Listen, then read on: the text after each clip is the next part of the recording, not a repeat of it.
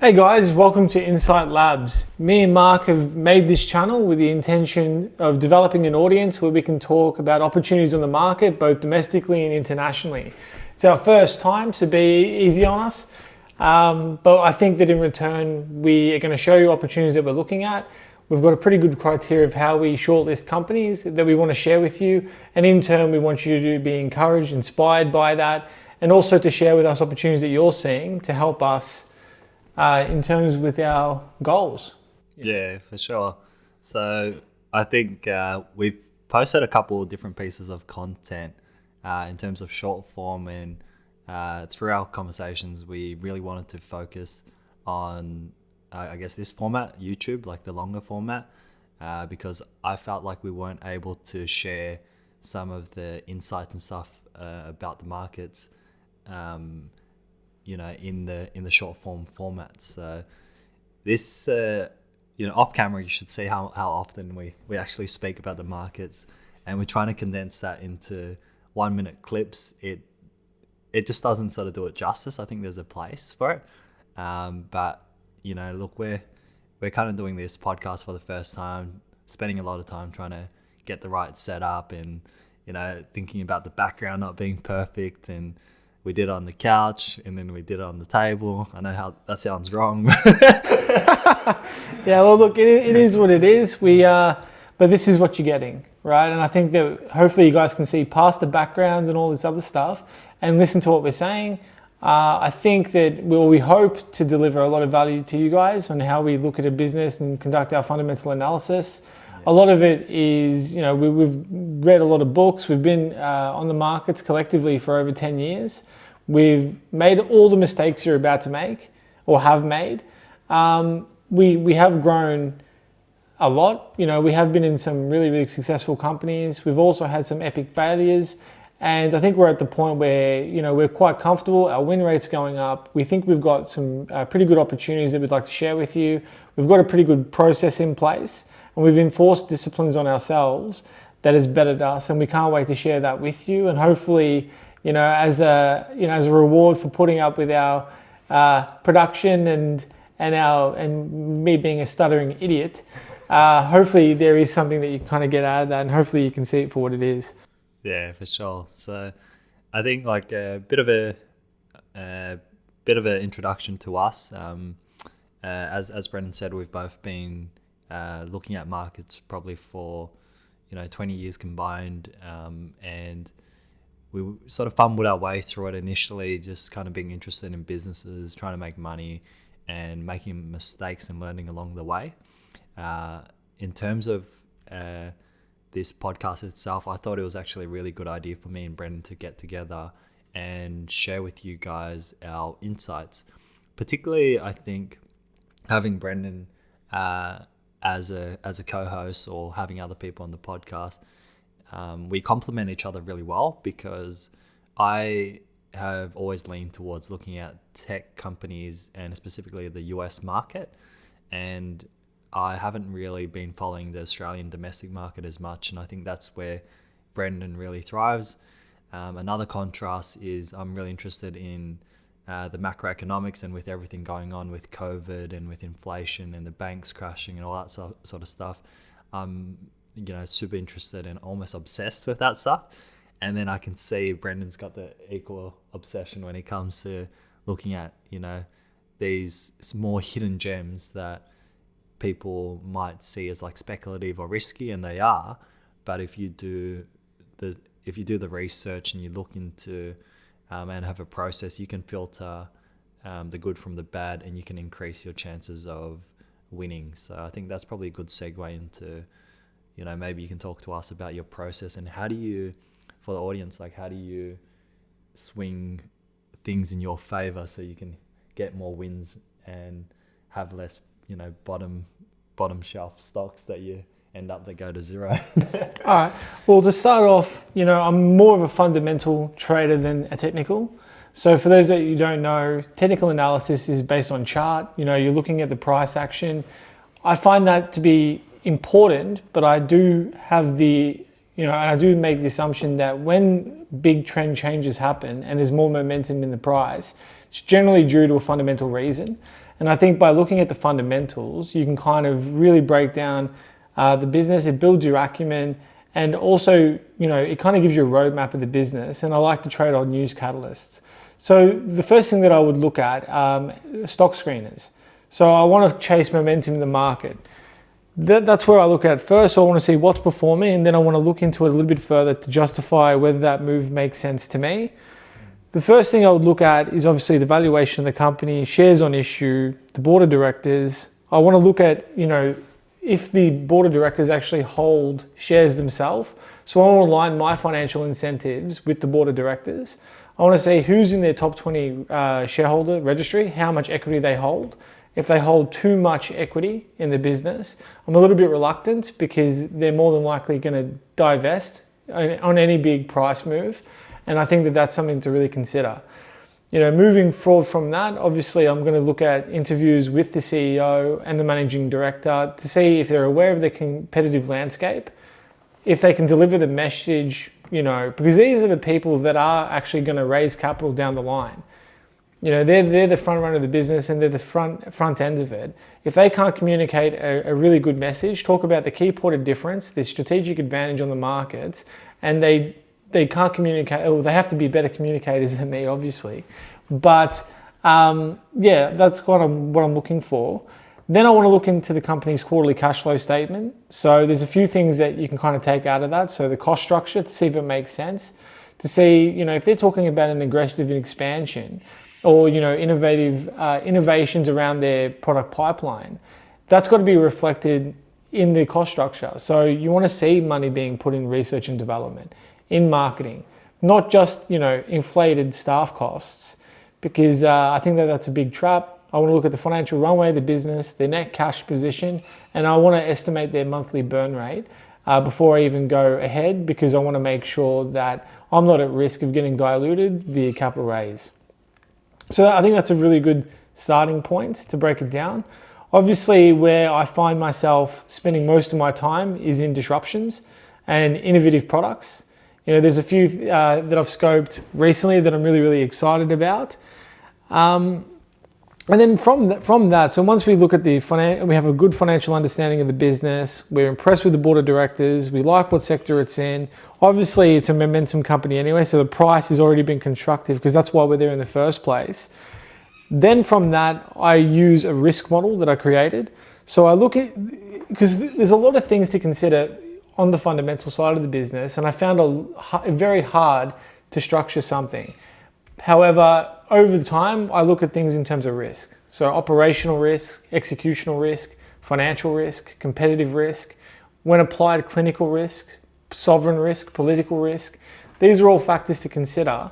And I find that when I'm breaking down the fundamentals of the business and really reading up to it and thinking a little bit outside the box with it, I can more than likely put every kind of factor within that risk model. And I think that's a really, really good way to assess what you're dealing with. And then from that, if it ticks all the boxes, you can shortlist it, and then you can worry about the technical analysis and timing a trade and more of a trade execution. So that's where I would start. Yeah, I think so.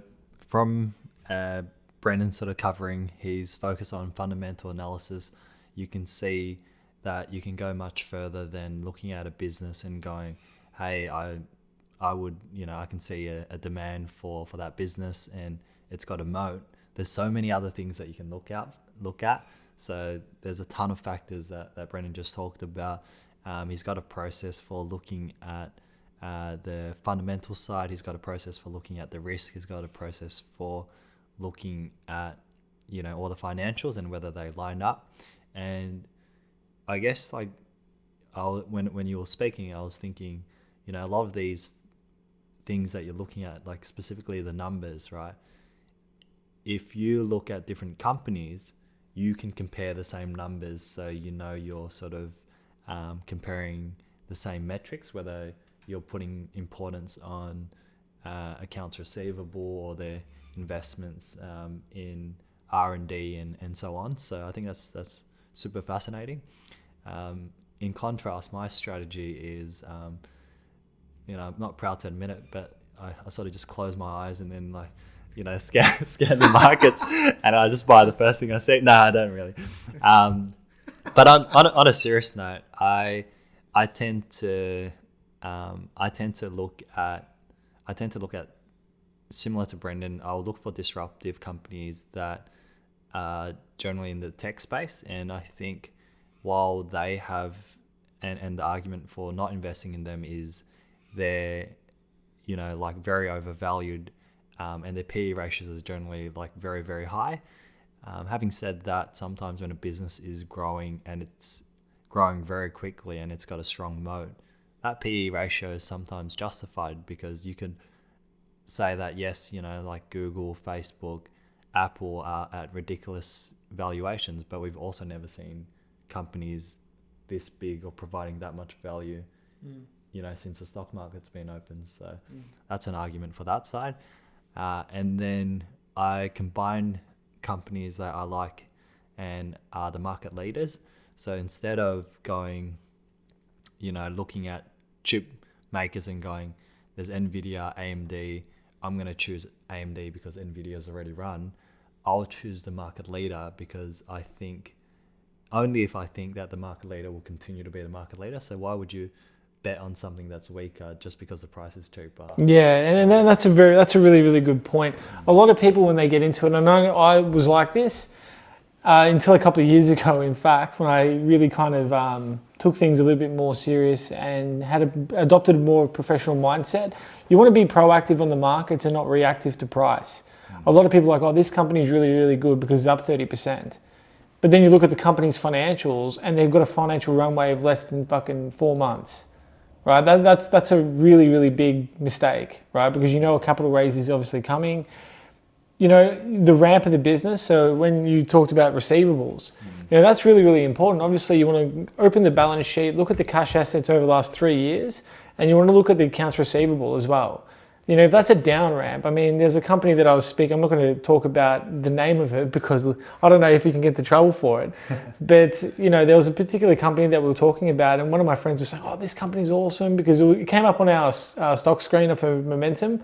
So it had a breakout. I think it was like 17% up. He was saying, man, this is a fantastic business. Looks promising. Looks really, really promising. And we looked at the financials. It had a current ratio of 0.20, which means that the liabilities outweigh their assets by 5 times. So they can't even pay back any debt, and they don't have any liquidity. The second thing was the ramp. And it made 6 million 2 years ago, 3 years ago. And then the year after, 2.4 million. And then last year made 341,000. So that's definitely a ramp, but it's fucking down, right? So, don't follow price, just purely on price. I think that's a really big mistake that I know that I've made multiple times in my life, but it's probably one of the more valuable lessons. Look at things more fundamentally as opposed to technically, because generally the big changes in momentum and trend are, generally because of a fundamental reason. I think that there's an advantage in doing that. Also, you can get a good idea of the roadmap of the business.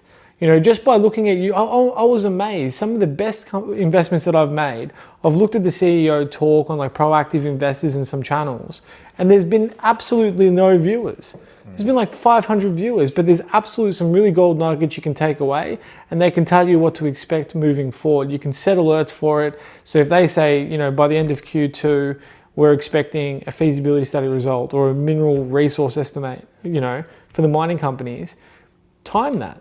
Remember that, prioritize it, because when the time comes, if it's fundamentally strong and it's got a pretty exciting story and there's a material announcement scheduled, that might be the time to kind of execute one of the shorter term trades. And that's not based on price, that's based on the fundamentals and knowing what's ahead. Yeah, it's a really great point, Brennan. And I think, the criteria is, yes, you want to buy a great company where all the fundamentals line up and most of the boxes are ticked, if not all of the boxes. Yeah. And then price just allows you to get something at a discounted price if you see that it's, maybe had a lot of buy pressure recently. Yeah. So it's a little bit like when you go out and you're going to buy your Nikes or your Adidas, or in America, Adidas. And you know you like these pair of shoes and they rarely go on sale, but when they're on sale, you'll buy a pair because you're trying to look to get it at a better price. But also, people often talk about margin of error. So if you get something at a discounted price and you time the entry a little bit better, then you increase your margin of safety. But, you know, like timing the market is often a losing game. There's people who are like better at you, and especially when you're investing in smaller market caps, one buyer who takes on a large position can easily move the market. So you're basically betting on when this whale or when this large investor is going to hit that green button, and you know that's not a game you want to play because you don't have an edge there. Yeah. But you can look at where there's areas of support, or you can have a good sense of whether something's a little bit overstretched based on, you know, the previous history in the technical analysis side of things. Yeah, and I think me and Mark were speaking about this before, about, you know, there's 5 things that are going to happen when you're trading, right? You're going to win big, win small, break even, lose small, or lose big, right? And a lot of the time, you know, there are a lot of people that have lost a lot of money. I know that I did when I started out. But, you know, if you eliminate that by having a good risk management system, rather setting your stop losses or having the discipline to, if you're chasing momentum and momentum's not there, I'll take the loss. Yeah. Do you mean I'll happily sell at a 10% loss because I'll chase something that's going to run more, right? But having that discipline, you've already eliminated the hardest part. Now there's 4 things that are going to happen, right? You're not going to lose big anymore because you've enforced these disciplines on yourself and you've got a pretty good risk management system. So you're either going to lose small, break even, win small, or win big. And that's kind of what, you know, I think is super important, you know, for any trader. You know, have the disciplines. If you're chasing momentum and momentum is not there, pull the pin. Do you know what I mean? Or when you're doing a technical analysis and you're looking at a volatility contraction pattern, or, you know, you're looking at, you know, if something's in the accumulation, it's still technically an uptrend and volume dries up. You're waiting for a new news catalyst to come out. You're anticipating it. Volume's low, but it's still technically an uptrend. That's where you really want to be, especially if the financials check out. A lot of the time, a lot of the businesses don't tick all the boxes.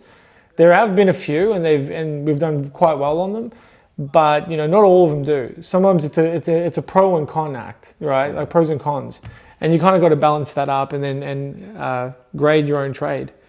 Yeah, I've never heard of it put that way, so I find it like really interesting, and I think it kind of builds on that adage of, you know, let your winners run and cut your losses early. Absolutely. So 1 million %. If you're a short-term trader, that's the aim of the game. You know, if you're an investor, that's different. You're just looking at the overall valuation of the business and how that business can grow. You want to see if it's, you know, innovating. Because I mean, I'm under the belief that a business is kind of like a living organism. You know, if it's not constantly disrupting itself and growing, it's going to get disrupted. Yeah. Right. And that's kind of what I want to see for even some of the larger businesses. I mean, we talked about Blockbuster, you know, Kodak, you know, these companies had the market and failed to innovate around it. And, you know, they talk about that in business school, and it's a good case study, you know, for business. But yeah, in hindsight, it looks really obvious that these things were coming, and some people even predicted it. But you know, for these businesses, it's rarely obvious, I think, at the time. Yeah. You know, they can kind of sit back and, you know, just enjoy, you know, being top of the ladder. But, you know, well, if they're not innovating, somebody else is. Yeah. So with, and one thing that I also want to touch on in terms of news catalysts that can really, really drive the market, and we've seen the examples of this over the last few months, policy reform. I mean, this has always been the case. Policy reform is the best type of catalyst. It can really, really drive businesses. I mean, in 2019, Indonesia, who has the biggest reserves of nickel, and they're the biggest producer, and they've got the biggest reserves of nickel, banned exports. Do you know what I mean? And all that institutional money moved to our domestic market, and we saw nickel companies really, really benefit from that. You know, one of the earlier investments that I ever made was in A2 Milk, and that was in 2015 when China. Was that your first investment? I think Village Roadshow was my first investment. We'll come back to and that. then I had Colin Foods for KFC. So when I ate KFCs, I was making money. Do you know what I mean? Supporting. So we'll come back to your story on Village and on that. Yeah. But yeah, sorry, you were saying A2 Milk. A2 Milk was one of the first investments. So like in the same time, because I just went on a buying spree with everything. But A2 Milk, I got into that because China abolished their one-child policy. Yeah. And because they were so reliant on the baby formula coming from Australia, so they were pretty dependent on us for dairy due to contamination reasons and whatnot. Let's spell that out for a second. So what did China abolishing the one-child policy actually mean? So it meant it opened up a larger market, significant larger market to more babies, more baby formula, absolutely more baby products, and I think that was a direct beneficiary from that. But that showed me earlier on that policy reform. I mean, we've seen the same. Well, I obviously don't have access to the Saudi Arabian markets, but when they allowed women drivers, all the automotive companies in Saudi Arabia, their share prices rocketed, based on that, and they're where I'm really, really excited. Recently there's been a company that I've been looking into that's a beneficiary of a policy reform that happened in August 2022. Yeah, tell us more about that. Well, that actually had, so Joe Biden, he organized something called the PACT Act. And it was for veterans that had been overseas, that had been exposed to burn pits. Yeah. So toxins in the air, they've come back and they need to kind of check their health, their respiratory, respiratory functions, and to see if they're in good health, lung health. The company that I've been looking into recently that has been absolutely driving, and it's been one of the bigger momentum companies over the last 2 months, is a company called 4D Medical. Yeah. And that's been a direct beneficiary of that. You get excited, doesn't it? Oh man, well that company does tick all the boxes, right? And I haven't seen a company do that for quite a while. I constantly. Full disclaimer. Yeah, full disclaimer. I own shares in 4D. Not financial advice. Not financial advice, but if you look at the fundamentals, I mean, 67% revenue increase in just a quarter. 396% revenue increase over the year. The board of directors are really, really impressive. The CEO is the biggest equity holder within the business. He studied mechanical aerospace engineering at Monash University in Melbourne. He's also the inventor. He specialized in liquid and gas flows. So without getting caught up in the details, honestly, the reason why I find it really, really interesting is because it's classified as a disruption. It's innovating on a space that hasn't been innovated on in 5 decades. And it's just a superior product. It's a software business, so it's completely scalable. I like their implementation strategy through clinical trials and pilot programs at the hospital. Financials definitely line up. I like that the board of directors, have the same financial incentive as I do.